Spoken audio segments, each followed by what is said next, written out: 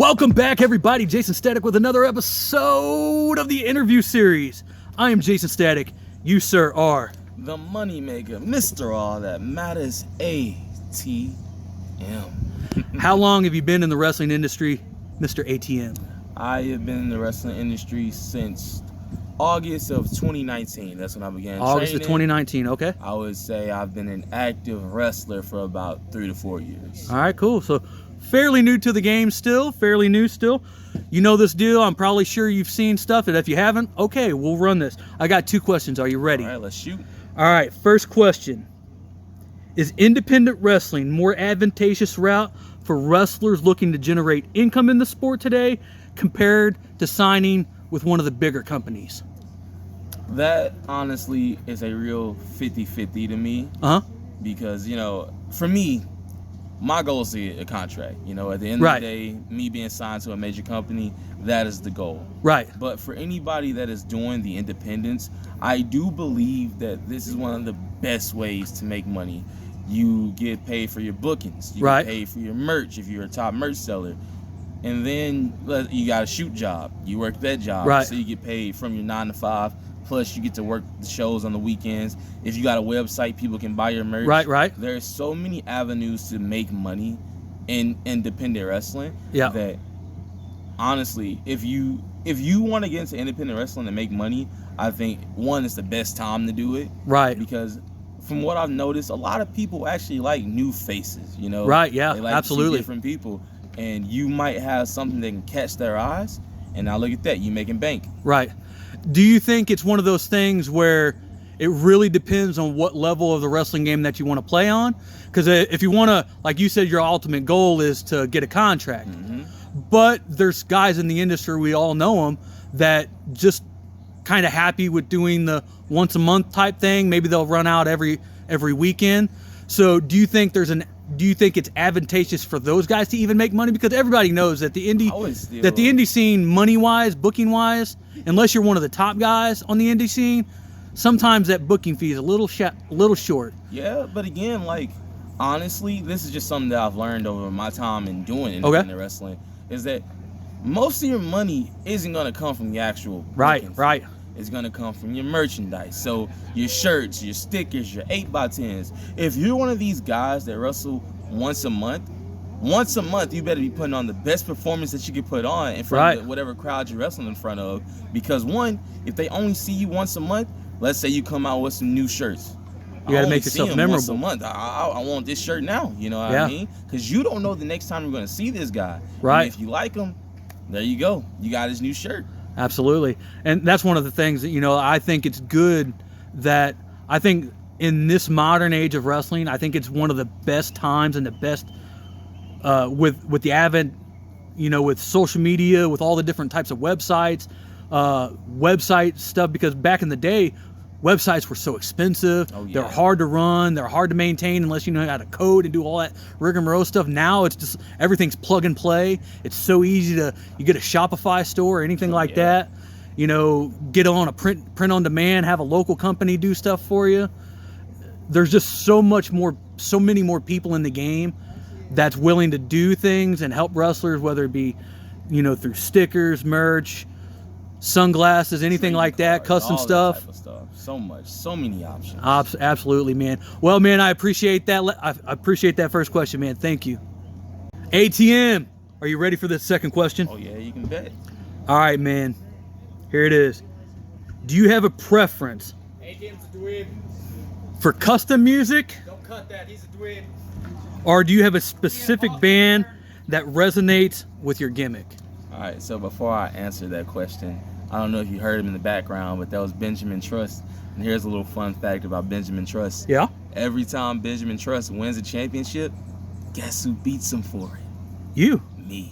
Exactly. But to answer your question now, I am a big fan of custom music. My music is custom. Okay. To me, what makes a great entrance theme song is a song that has a good build-up.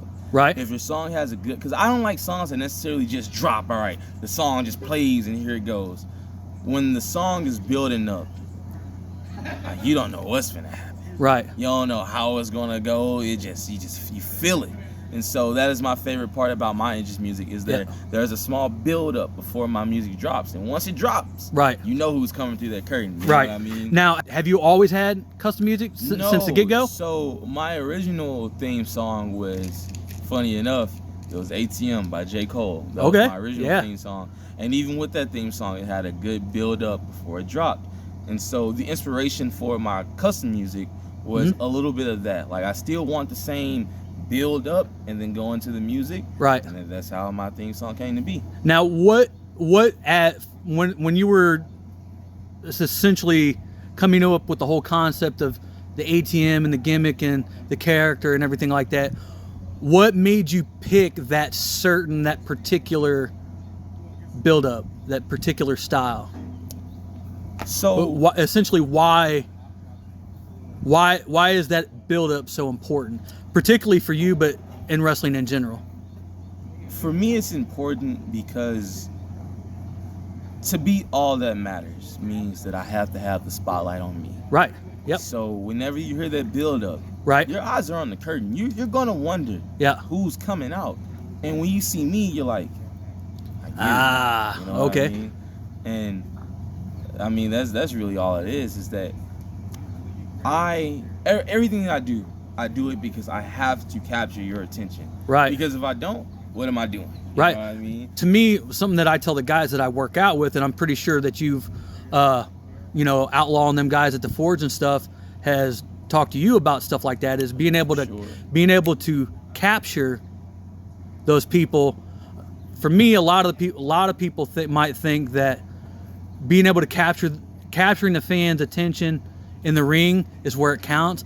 For me, if you don't capture my attention that first 30 seconds through that curtain, that's the dependent on if I actually care about you as a wrestler and make me want to follow what you do. Oh yeah, for sure. Like, my entrance is so important because, again, I call myself the moneymaker. I call myself Mr. All That Matters. I call myself all these things. So as soon as I hit that curtain, I need you to be thinking that. Right. You know, like that is my goal. Because if I walk through that curtain and you're not feeling like this guy has it, that means I'm doing something wrong. Right. And you got to work 10 times harder. Right now, I'm thinking I'm doing it pretty right. But doing pretty good. All right, man. I appreciate that. Hold on. I got one extra. Do you think it's important for a new guy, you being in the game 3-4 years now, do you think it's important for a guy to start out with custom music or maybe build up into it? So personally, this can go either way.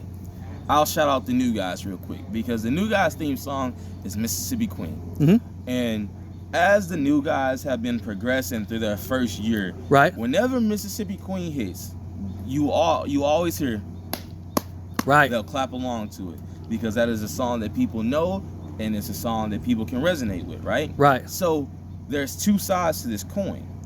If your custom theme song sounds good, then I say go ahead and do it. Right. Because you don't always need to have licensed music or anything to just, all right, I need something, so let me just find a song on YouTube or whatever. Right. Or like my favorite band. You don't have to do that. Right. Because just because someone doesn't recognize a song off of being familiar, doesn't mean that when they hear a custom song, they're gonna be like, okay, you know? Right. Like, I feel like people hear my custom song and like, I can dig this, you know? So it's not something that they heard before, but it's unique to me. Right. And I'm the only person that can have it versus, let's be honest, when it comes to the songs that are out now, you might not know it, but someone might be using the same song as you. Right. So let's say you go to a show and their guy has this song. Then what do you do? Versus I have my own custom music, so wherever I go, I know I'm gonna be all right. I'm one of the guys. I'm of the mindset of you can do the regular radio style music if you want to, whether it be top 40, blah blah blah. But I personally try to point my guys to be like, hey, get custom music. And I do it for this one reason, because that custom music, not only is it relatable to you, but you can actually make money off of it. Yeah. Especially if you're friends with the person that do it, or if you actually did the music yourself. There's some people that are talented enough to actually do stuff like that. Like, so I'll throw one out. Leo Rush. Leo Rush does his own theme music. Right. So and if you're a new guy in the industry, you can take that. Put it on Bandcamp. You can put it on iTunes. You can put it on YouTube. You can put it on all kinds of stuff. You can put it on CD, sell it at your merch tables. Yeah. You can put it on Spotify, Apple Music, all of these different websites. You know, Deezer, Dozer, what all, you know, all these, you know, audio websites, and you can actually get plays from it and potential money streams from it. So that's another avenue of money that people can make, like we talked about earlier. And if y'all like me, I like money. That's why I call myself the money maker. Me too. So, all right, man, we're going to wrap this up. Okay. Do you have anything to plug? I mean, if anybody is in the local St. Louis area, you can see me at Pro Wrestling Epic. You can see me at St. Louis Anarchy, Glory Pro, WrestleMax STL. And if you're not in the local St. Louis area, you might end up catching me at one of these other shows, maybe in Chicago at Freelance, CSW. Ooh, okay. You got any merch, Mr. Moneymaker? I don't have merch right now, but guess what? We got coming. A website coming soon. Website I'll coming. Let y'all know when it hit. Make sure if that website comes after we drop this, make sure you let me know so I can update all that stuff. Yeah, I got you. All right, brother. We're gonna run this out just like we always do, folks. You know it. Jaysin Static on all social media. Fight Club Wrestling Academy on Facebook, YouTube. Last but not least, we are 138co.com. That's the website where you can get the Jaysin Static merch, the Fight Club Wrestling Academy merch, and there's some super cool stuff coming with 138 Streetwear. That's my streetwear brand. Okay. All new stuff coming. All the stuff that you currently see on the website now, within the next 2 to 3 months, all of it's going to be gone. Nothing there. All brand new stuff. Custom one-of-one designs. All kinds of stuff. Everybody, ATM, Mr. Moneymaker. Yep. Appreciate you, brother. If you want to know where to find me on socials, on Twitter and Instagram, ATM is Money. Perfect, man.